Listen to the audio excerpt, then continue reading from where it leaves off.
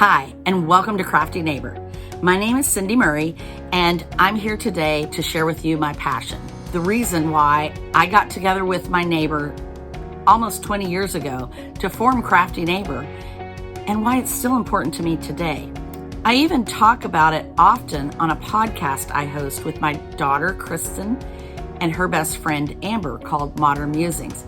I'll leave those links for you in the description below, but suffice it to say that memories fade, even the important ones.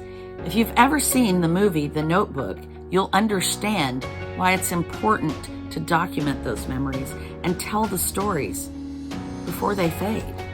One of my favorite ways to document my family stories is through scrapbooking. Now, before you groan and say, does anybody really scrapbook anymore? Let me show you that memory keeping is more than the scrapbooking that you remember from the 90s and the early 2000s. There's a lot of new technologies available and different ways, forms, and formats for preserving those memories for even the busiest of memory keepers. And that's what I'm here to show you today. We're all familiar with the traditional 12 by 12 scrapbook. There's several different kinds, which we'll cover in another video, but what they all have in common is that they use clear page protectors into which you slide your completed 12 by 12 pages.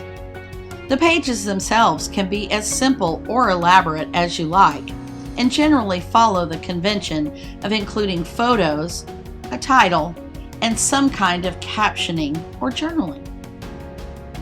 These albums come in a variety of different sizes, including the 12 by 12 inch you see here.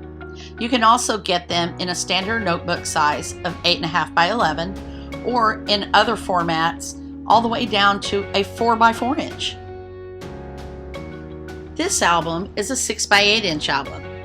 It's like the 12 by 12 in that it has pockets for the pages to go into, but some of the pages are actually outside of the pocket and of different shapes.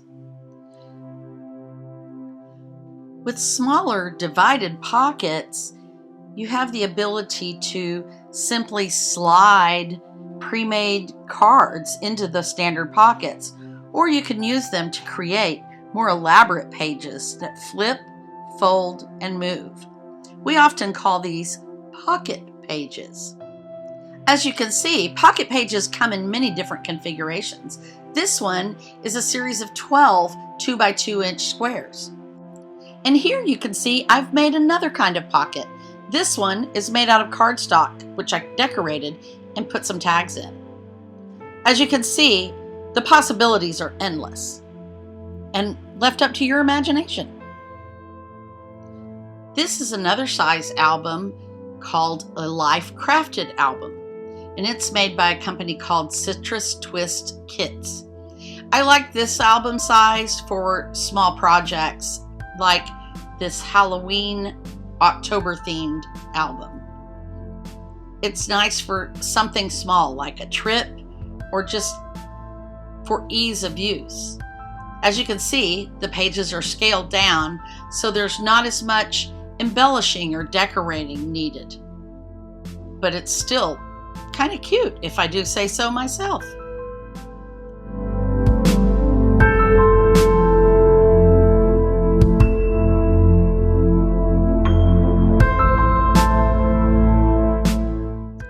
One of the easiest ways to preserve your memories is in a 12 by 12 Project Life album. This is a pocket page album that, like the others that we saw before, and I've just added different pictures and pre-made cards into the pockets. Some of them I've embellished a little bit, but you don't have to. It's as simple or as elaborate as you want it to be. In this one, I have documented each week of the year for the whole year. You can also use this kind of album to document a trip, school, family members, or anything you like. It's very versatile and it's very easy to use, and you don't have to have a lot of crafting experience to use it.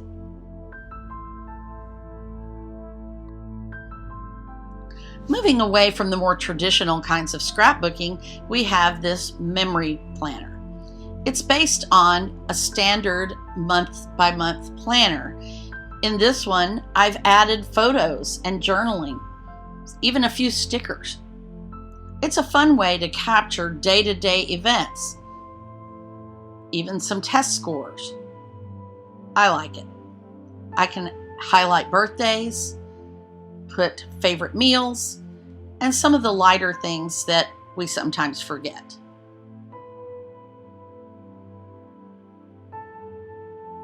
I can even put in some of those little pocket pages from the other albums.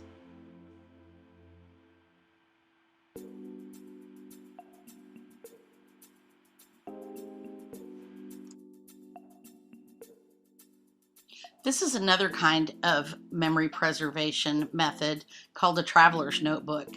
This one I made to commemorate our lives during COVID-19 while we were all trapped at home and wondering what was going on in our world.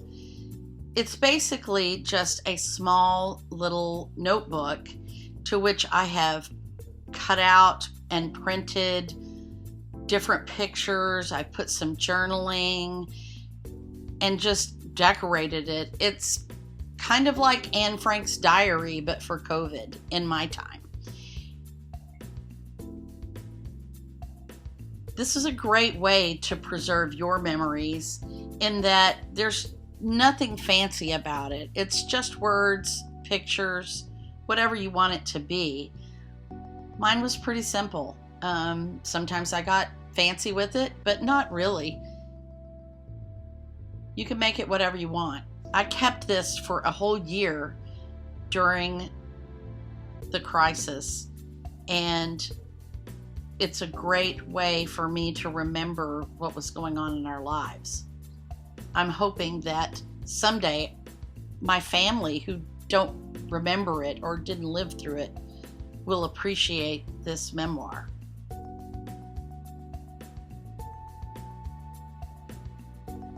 And like I said, you don't have to get fancy with it. It could just be words. It could be just a picture. It could be a little of all of that. A precursor to my traveler's notebooks was this album called the Smash Book, which was made by K & Company. It came with pre-printed pages which you could journal or add photos to. I added a little bit of my own embellishments and some extra paper to it, but mostly it's stickers, pictures, and a little bit of journaling. I used this one to document a trip my husband and I took to New Orleans, and you can see the whole entirety of this album in a flip through on another video, which I'll link in the descriptions below.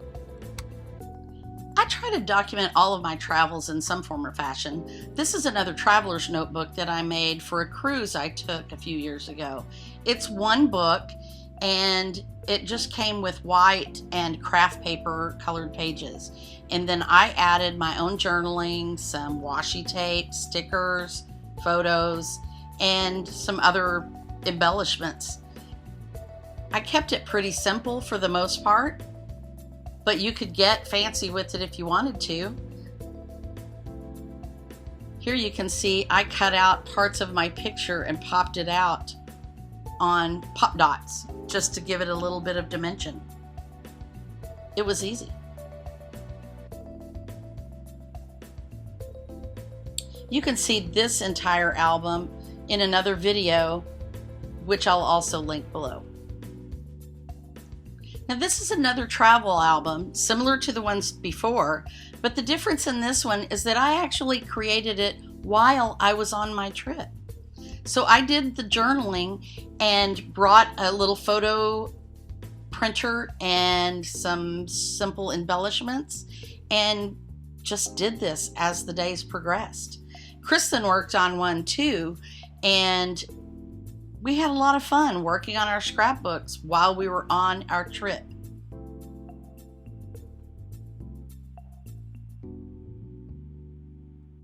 Now, before I move on from the travel albums, I have one more to show you. This one I took with me on a camping trip. It's using a technique called sketchnoting, which really just means sketching the main ideas of your trip or whatever you're trying to journal.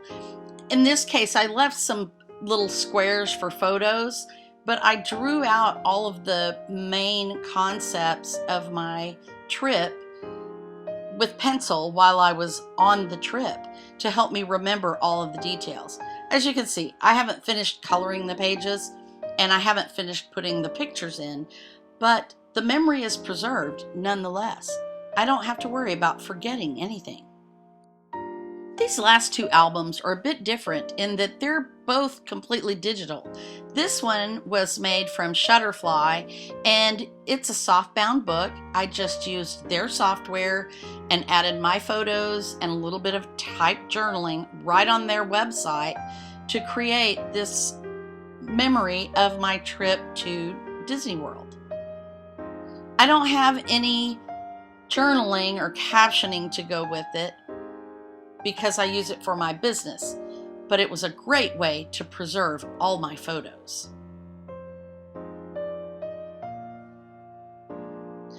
The other one is from a trip I took with scrapbookers for National Scrapbook Day. I often host these kinds of cruises, and this one happened to fall during National Scrapbook Day and a project I participate in called Layout a Day. So I decided to do all digital layouts using the Project Life app on my phone. I took all the pictures on my phone, typed all the words on my phone, used the software to create these cute little pages, and then I sent it to Snapfish and had it printed out in a hardbound book. This was one of the easiest scrapbook pages I've ever done. And I did it all while I was on the cruise. If you don't want to play with paper and glue and cutting out pictures, I highly recommend this. The app is free. There are some in-app purchases you can make, but you don't have to, and it's very simple to use. I hope this video has encouraged and inspired you to document your own family stories. There's so many different ways to capture that information in permanent and easily accessible ways. And even if you think that nobody cares, I assure you, somebody does. Somebody will. So keep documenting, keep sharing those stories with your family. And if you'd like to know more about Crafty Neighbor, memory keeping, or the Modern Musings podcast, check out the links that I've left in the description below. Thanks for watching.